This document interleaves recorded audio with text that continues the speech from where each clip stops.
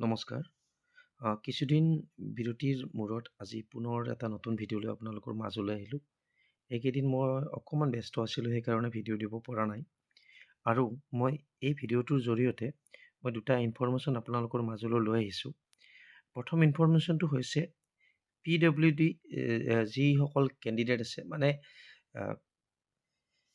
যিসকল candidate physically handicap বুলি কোৱা যায়, মানে ডিচেবিলিটি যিসকলৰ আছে, তেখেতসকলৰ ছেকেণ্ডাৰী এডুকেশ্যনৰ আণ্ডাৰত গ্ৰেজুৱেট বা পষ্ট গ্ৰেজুৱেট পষ্টত যিসকলে এপ্লাই কৰিছিলে, তেখেতসকলৰ কাৰণে এখন নটিচ আহিছে। মই তেখেতসকলৰ কাৰণে এইকাৰণে কৈছোঁ যে ইয়াতে এটা স্পেচিয়েল ৰোল নাম্বাৰ এটা মানে ইয়াতে ইনক্লুড কৰিছে নিৰ্দিষ্টকৈ, কিন্তু এইটো আচলতে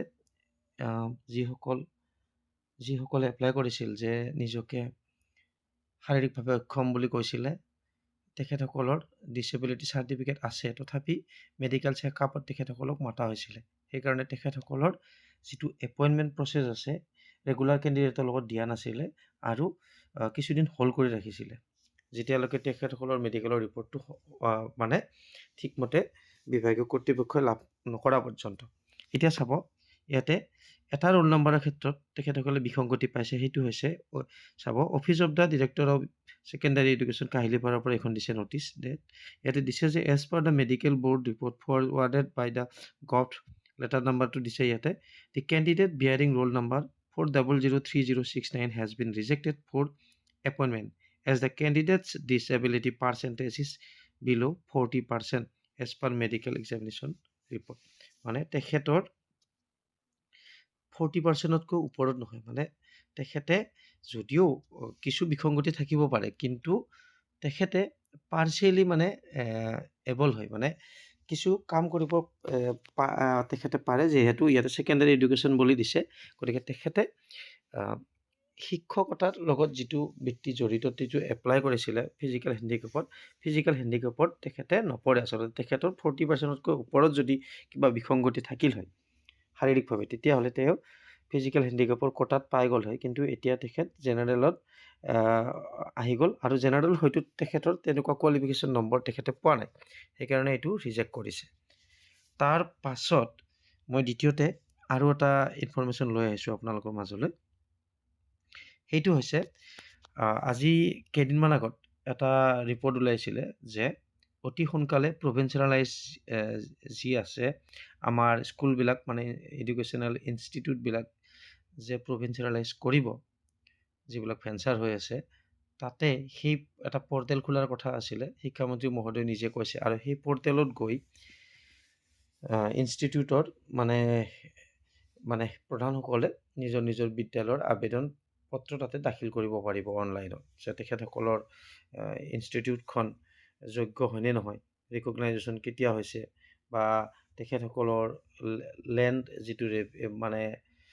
যিটো অ'নাৰশ্বিপ, মানে ধৰক মাটিৰ প্ৰব্লেম থাকে কিছুমানৰ, আগৰবাৰ ধৰক মাটিৰ ৰেজিষ্টাৰ নাই কোনোবা বিদ্যালয়ৰ, ঠিক তেনেকুৱা বিভিন্ন আছে, আপোনালোকে জানে সেইবিলাক, আৰু নতুনকৈ কোৱাৰ প্ৰয়োজন নাই।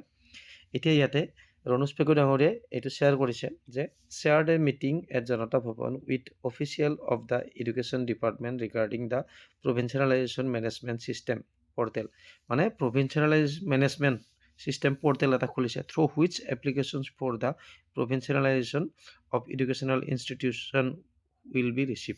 মানে এই পৰ্টেলৰ জৰিয়তে এপ্লিকেশ্যনবিলাক তেখেতসকলে ৰিচিভ কৰিব।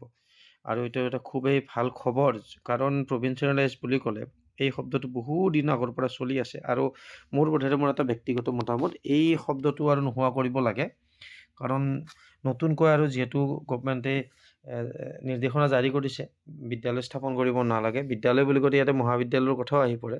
গতিকে আগৰ যিখিনি আছিলে, যিসকল শিক্ষকে কষ্ট কৰি আছে বিনা বেতনে বহু বছৰ, সেইটো অতি সোনকালে নোহোৱা কৰিব লাগে। এইটো মই ব্যক্তিগতভাৱে মত পোষণ কৰিছোঁ, আৰু বেলেগেও আপোনালোকেও কয়, আৰু সাধাৰণ ৰাইজেও ক'ব, কাৰণ কষ্টৰ যিটো মানে ফল শিক্ষকসকলে পাব লাগে, কাৰণ তেখেতসকলে এবছৰ দুবছৰ নহয়, এবছৰ দুবছৰৰ কথা হ'লে বেলেগ, বহু বছৰৰ পৰা আছে। আমি নিজ চকুৰে দেখা পাইছোঁ তেনেকুৱা বিদ্যালয় এতিয়াও ৰৈ গৈছে চৰকাৰী বিসংগতিৰ কাৰণে, নীতি নিয়মৰ বিসংগতিৰ কাৰণে। আচ্ছা, এইটো এটা খুব ভাল খবৰ। যিহেতু পৰ্টেলত দিছে, এতিয়া তেখেতসকলে চাই থাকিব পাৰিব যে তেখেতসকলৰ ইনষ্টিটিউচনৰ এপ্লিকেশ্যন কিমান দূৰ আগবাঢ়িছে ট্ৰেক কৰি থাকিব পাৰিব। গতিকে জাষ্ট এইখিনি আছিলে এই ভিডিঅ'টোত। মই জাষ্ট ডিছকাশ্যনৰ কাৰণে বনালোঁ। আপোনালোকে শেষলৈ চোৱাৰ বাবে ধন্যবাদ। যদি কিবা মতামত আছে নিশ্চয় কমেণ্ট ছেকশ্যনত আগবঢ়াব বুলি আশা কৰিলোঁ।